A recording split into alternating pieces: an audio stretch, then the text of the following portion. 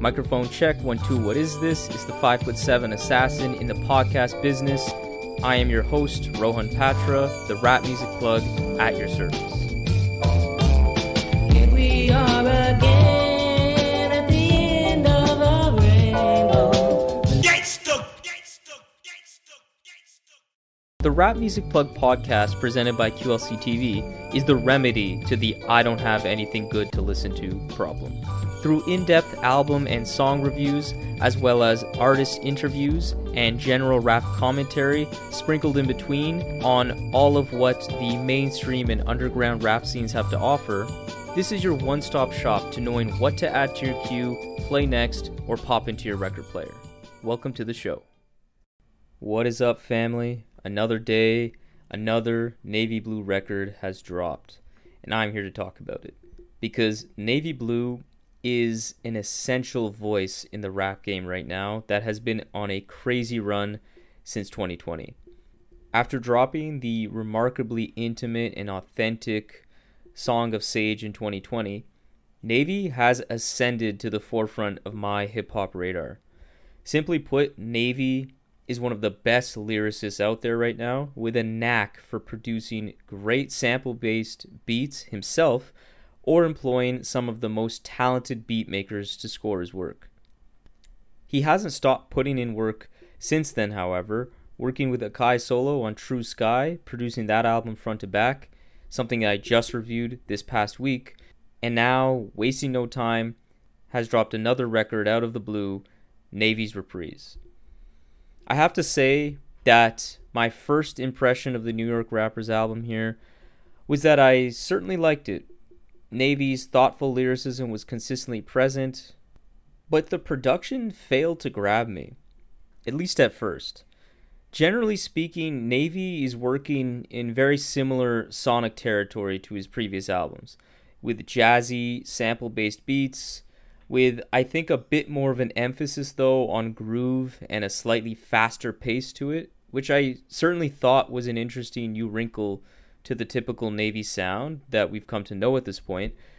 But some of these beats were just not all that dynamic, or the chops themselves weren't that intricate or as interesting as I would have liked. Timberwolves is an example of a song that's incorporating that very classic Go Brooklyn sample vocal chant thing over some drums that are just pretty standard, run-of-the-mill, nothing all that special. Similar feelings I had with Primo and the Shine beats that, again, nothing about these beats are bad per se, but I expect Navy to rap over the best of the best, especially given the fact that he's a great and talented producer himself. And whether the beats were lackluster, like the beats I just mentioned, or they were just a bit more simplistic or standard in feeling, oftentimes I found myself just wanting something more unique out of this production. God's Magnetic Pull is an example of a perfectly fine beat, but it lacks anything that's all that special to really make me want to go back to this track, and adds a certain level of drabness to this album that isn't something I was expecting with a Navy album. There are still a few genuine highlights, like the infectious piano on Petty Cash. I love the sampling work that's done on Don't Get It Twisted. It's super fun and kind of groovy. But the beats on his previous work, like Ada Irin, really gave such a deep level of intimacy and had a lot of jazz incorporated to it that I really liked. And then the beats on Song of Sage especially felt far more ambitious, and if not really big in feel, felt more colorful, felt like there was a bit more personality and something particularly unique about these beats. Overall, the production, especially towards the end of Navy's Reprise, made me start to lose interest towards the end of this album, which is not a good sign if the album is only 39 minutes long to begin with. I can't really point to the main culprit of some of these beats that I didn't like as much, because the damn album credits are impossible to find right now. All I know is that the Ravada produced a beat here. But I don't know, it's a bit of a strange kind of feeling I have with this album that I don't get with other Navy records, because I would always assume with a Navy Blue record that the sound would be great, almost by definition, because it's Navy Blue. If anything, some of the drawbacks I would have with his music in the past is maybe sometimes he overly leans into the calm and monotonous kind of flow, which is something he actually doesn't lean into all that much on this record, which I'll get to in a second. Or maybe the album sequencing or the general length of the album could have used some more fine-tuning. But for me, yeah, the production here is not bad and actually has some highlights, as I mentioned, but is lacking, to be honest. And that's a bit of a disappointment. Either way, though, even with the production notwithstanding, the overall idea that Navy's Reprise just feels a bit different than Navy's previous work extends past the production. Navy knows how to name an album. Song of Sage felt like a grand mission statement that perfectly captured what makes Navy, Navy. Similarly, this latest album, being titled Navy's Reprise, feels like a reprise, like an addendum, like an appendix to the main presentation that was Song of Sage. By no means does it hold no value or anything like that. That would be insulting. But I would say that this album doesn't feel as essential. I feel this mainly through the production that feels a bit too tame or lacking in impact, and rapping from Navy that is certainly great and is consistently touching on similar topics of wisdom, freedom, some social commentary here and there. That is something he usually explores. But unlike Song of Sage, that felt like they added up to something larger than the sum of its parts, like they all flowed one idea into the other very seamlessly and logically, this one doesn't. This feels more like a collection of like-minded songs that sound great for the most part, but don't leave a lasting impression on me, like stray thoughts, loose ends, versus the complete picture that Song of Sage painted. That being said, what this album does show is the following. Navy has ascended to new heights as a rapper.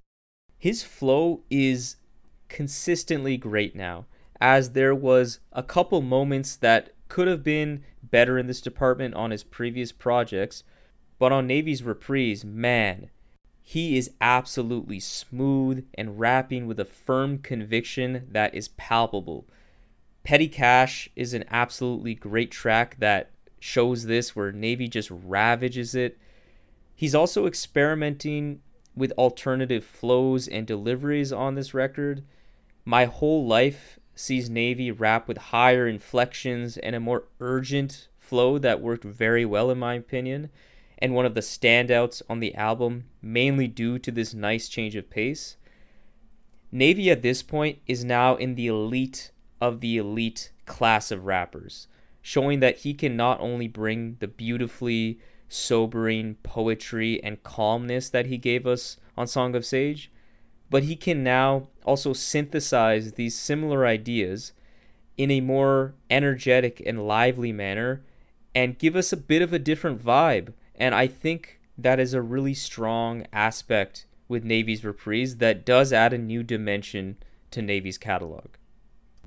On Navy's Reprise, Navy once again shows his innate ability to drop quotables, which I absolutely love. It's in his blood or something, because almost every single song has at least one line that you could print on your wall and just look at every day and live by like a mantra. On Don't Get It Twisted, he raps, "Hold on, I couldn't hold a bad day." That, if I interpret correctly, is Navy saying that he doesn't keep that negativity of a previous bad memory inside of him and instead moves forward. This is the reason why I really thought that him and Akai solo on True Sky made such a perfect pairing, because they both really have a certain mindset and a certain worldview that I think is so positive and it's something that you can genuinely just soak in and feel better, as if you had a meditative kind of experience. But also on this album, as I will detail a bit later, the lyrics also are a bit more loose at times and a bit more anecdotal, or just painting a picture that sounds interesting versus always being a bit more focused on delivering a message that I found he was on A Song of Sage. An example of this is where he drops a clever football reference on God's Magnetic Pull, where he says, "Sun's up, sun rays beam, Ray Lewis 52, I seen a raven in a tree." Super slick little line here. Ray Lewis was number 52 on the Baltimore Ravens, very famous linebacker. But it also hints to something deeper, especially with that imagery of seeing a raven in a tree. This is something that Navy consistently does all over this album and has seemingly improved as a lyricist with each and every single song that he's dropped, whether it's a feature, ever since the dawn of 2020. Throughout this album, he is touching on some personal stories with a strong skill to give the listener a sense of relatability to what he is talking about, because just like a Kai solo again, he can distill quite complex ideas into very straightforward statements that are extremely powerful. But as I mentioned, this album doesn't have the same scope as Song of Sage, as songs come in and out with no real rhyme or reason or real connection between one another. This has the feeling of a very polished mixtape in that sense. It feels more loose, which stems from the smooth, much more free-flowing rapping from Navy, and the production that sometimes washes over me and doesn't really grab me. Compare the grand intro of Song of Sage to anything on this album, and it's just night and day. You can feel the drama, you can feel the tension on that Roper Williams produced beat, Dreams of a Distant Journey. This album is certainly a more fast-paced album in the sense that there's a bit more of an increase in tempo, a bit more of a groove and swing to things, especially in the production department, that if you did find Song of Sage was too slow for your liking, then this you may honestly like considerably more. I just think that Navy could have selected production that was a bit more challenging, that did a better job of cultivating a larger sense of purpose or a more logical flow to the album. Although I think this more loose feel was by design, again, going back to that title of Navy's Reprise, I just don't think this decision worked to the album's benefit. And for that reason, I give this album, Navy's Reprise by Navy Blue, a mid to high 7 on 10. So this concludes today's episode of the Rap Music Plug podcast presented by QLC TV. I hope this episode gave you some fresh new perspectives on the latest rap releases, as well as a recommendation for the next great rap record to add to your collection. If you're an artist looking to level up your career, getting more gigs, album sales, merch sales, whatever it may be, I would love to help you with that by providing you artist development and writing services. So if you're interested, contact me via email at qlctv.podcast@gmail.com or hit me up via Twitter or Instagram at Rohview, ROHVIEW. I would be honored to lend my expertise and help you grow your career as an artist. And also for regular rap fans that just want to hear more quality commentary on the genre, follow me on Twitter and Instagram as well. For exclusive content and updates related to the show, follow the Rap Music Plug podcast on Facebook to help the show grow and ensure that everyone's listening to the best rap music at all times. Follow the show on the podcast platform of your choice. Make sure you leave a review and rating on Apple Podcasts so that the show can be spotlighted by that wonderful algorithm and be exposed to more people.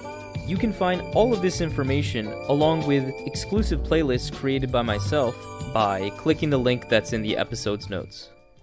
So that's all for today. Talk to you soon. Peace.